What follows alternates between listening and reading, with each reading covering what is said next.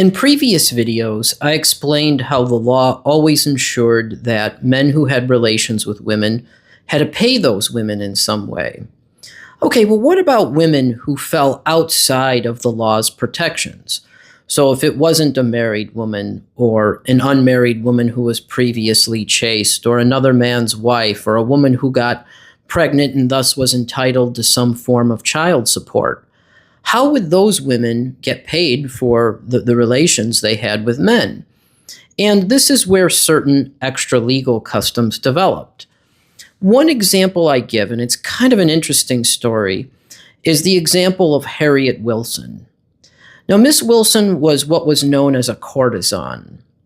A courtesan was kind of like a glorified prostitute, but not really, because it was a little bit more involved in that. It was more like a paid mistress or girlfriend. Now, Miss Wilson's story is interesting because she didn't come from a bad or disadvantageous background. In fact, I quote from one of the articles in the book. It says as follows. It says, "At first she tried to follow a respectable career as a governess and then as a boarding school music tutor, but she found life insufferable. So after this, she goes down this path where she starts to become the paid girlfriend of a lot of prominent and wealthy men. Interestingly, one of those men was the Duke of Wellington.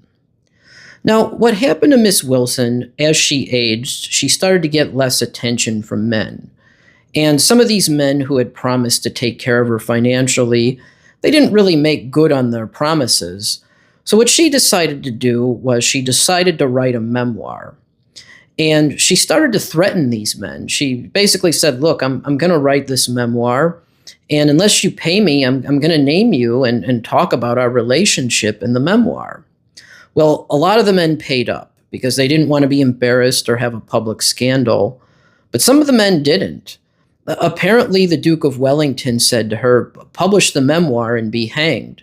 Well, she wasn't hanged, and she did publish the memoir, made a substantial amount of money from it. Unfortunately for Miss Wilson, her resources eventually ran out, and she was not well off when she passed away. Nonetheless, what this shows is that throughout history, there were some women who were not only willing to use their sexuality to acquire resources from men, but they were also not shy about creating a public scandal in order to extort these men.